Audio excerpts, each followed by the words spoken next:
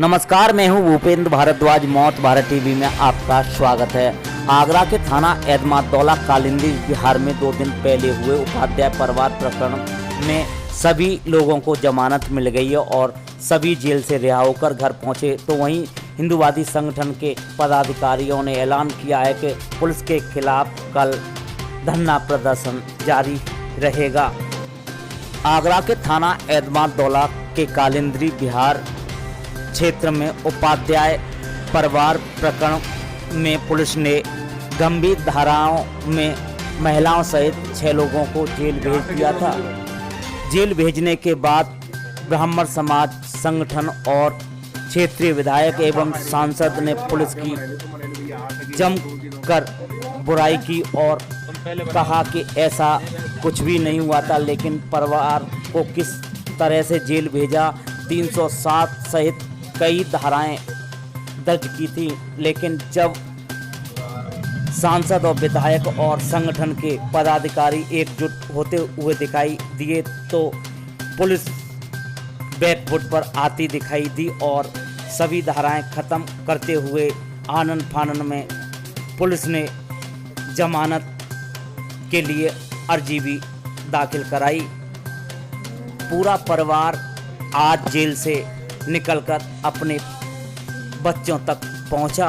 तो वहीं हिंदुवादी संगठन और ब्राह्मण महासभा के पदाधिकारी उनके परिवार के साथ पहुंचे। तो वहीं पीड़ित परिवार का आरोप है कि पुलिस ने उनके साथ जमकर थाने में पिटाई की, यहाँ तक कि मेडिकल कराने के बाद सभी को जेल भेजा जाता है। लेकिन पहली बार ऐसा हुआ है कि एसपी सिटी के आदेश पर सभी को थाने बुलाया गया और फिर महिलाओं सहित सभी को पीटा गया, जहां तक कि महिलाओं को उन सिपाहियों ने पीटा जो पुरुष थे, महिलाओं ने नहीं। 2-2 से डंडे लगाए गए, उनके गंभीर चोटें आई हैं। हमने आपको दिखाया है कि किस तरह उनके चोट आई हैं। तो वहीं रात्रि में ही संगठन के पदाधिकारी पहुंचे और उन्होंने पुलिस के खिलाफ जमकर नारेबाजी की। एसपी सिटी और चौकी इंचार्ज मुर्दाबाद के नारे लगाए गए। उनका कहना है कि कल शुक्रवार को पुलिस के खिलाफ धरना प्रदर्शन किया जाएगा। वैसे तो आपको बता दें कि पदाधिकारियों ने ये भी बताया कि अधिकारियों ने आश्वासन दिया है कि आधी रात तक चौकी इंचार्ज को निलंबित कर दिया जाएगा।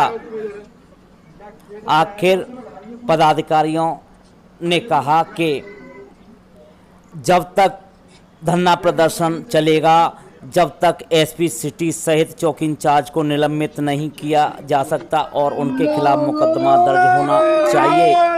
तो वहीं हिंदुवादी संगठन के पदाधिकारी गोविंद पाराशर ने कह दिया कि अब ब्राह्मणों का प्यार देखा था, लेकिन एक बार सरकार गुस्सा भी देख ले। अगर ऐसा ही रहा तो जल्द ही सब कुछ सामने होगा। पुलिस द्वारा पीटी गई महिलाओं की चोट हम आपको नहीं दिखा सकते, क्योंकि पुलिस ने महिलाओं को उस जगह पर पीटा गया है, यहाँ हम आपको दिखाने में असमर्थ हैं। लेकिन ऐसी घिनौनी हरकत पुलिस ने की है जो शर्मसार करने वाली है।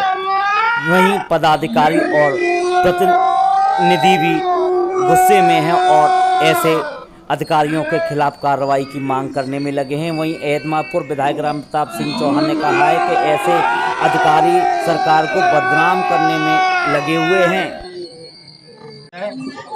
मुझे यहाँ पे आए पुलिस वाले और उन्होंने मुझको घर पे ही मारा। पहले मेरे सिर में डंडा मारा और मेरी गर्दन में, तो मुझे बेहोश कर दिया छत पे। तो उसके बाद में मुझे जीना पे खसेड़ते हुए मेरी टांगों को लेके गए थे जीप में बैठा के, और जीप में मारते हुए ले गए मुझको, मेरे पापा को, मेरे भाई को और लेडीजों को भी, सबको ले गए। उसके बाद में हवालात में बंद कर दिया। उसके बाद में मेडिकल कराने ले गए। मेडिकल करवाने के बाद में फिर सबकी पिटाई की है अंदर ऑफिस में जाके।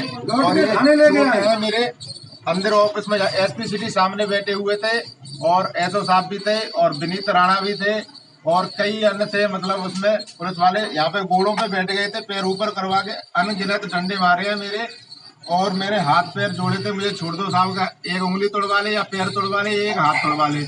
मैंने साहब मेरे पापा को क्षमा कर देना। मैंने कि वो 70 साल के हैं, वो इस तरीके से मार नहीं झेल पाएंगे। पर नहीं कि बोले कि सबका नंबर आएगा, एक एक करके सबको बेरहमी से पीटा है। क्या महिलाओं के साथ भी? महिलाओं को भी मारा है, महिलाओं को बेरहमी से। महिलाओं के खुद उनके निशान हैं, उनके पिटाई के नीले पड़ रहे हैं। महिलाओं को बेरहमी से, महिलाओं को तो ऐसे मारा है कि ऐसी ऐसी जगहों पे मारा है कि वो दिखा नहीं सकती हैं आपको शर्म के मारे। इस प्रकरण को लेकर क्या आगे की कार्रवाई है आप लोगों की तरफ से? कार्रवाई तो अभी हमारी मंजिल है। जिन लोगों ने लॉकडाउन के नाम पे सरकार को बदनाम करने के लिए जिस दरोगा ने इन परिवार के साथ जो बर्बरता की गई है, सभी को पता है, पूरा शहर देख रहा है कि मेडिकल करने के बाद मुजरिम सीधा जेल जाता है। और इसमें उल्टा हुआ है, मुजरिम को द्वारा थाने पर लाकर फिर मारा गया है। महिलाओं में 200-200 डंडे दिए गए हैं। ये कहाँ की एक कही जाए तो इन्होंने तो सारी जो हद है वो पार कर दी। महिलाओं को महिलाएं मारती हैं, जेंट्सों ने मारा है। और जो वहाँ के जेंट्स पुलिस वाले हैं, महिलाओं को महिला मारते तो मान भी लेते, जेंट्सों ने 200 जांघें पूरी लाल हो गई। वो आपको हमने मीडिया के माध्यम से बताया भी है। और ये आंदोलन जब तक शांत नहीं होगा, जब तक एसपी सिटी सस्पेंड और ये क्या कहते हैं राणा जेल, पूरा ब्राह्मण समाज में आक्रोश है। और सरकार से भी हम कहना चाहते हैं, सरकार में भी जितना योगदान ब्राह्मणों का है उतना किसी का नहीं है। ये भी यह ध्यान रखना, जब ब्राह्मण डोला है सरकार अच्छी हिली है। और ये आप सोच लो योगी बाबा, तुमने ब्राह्मणों का भी प्रेम देखा है, अब तांडव देखना है उत्तर प्रदेश पे, आगरा शहर से देखना।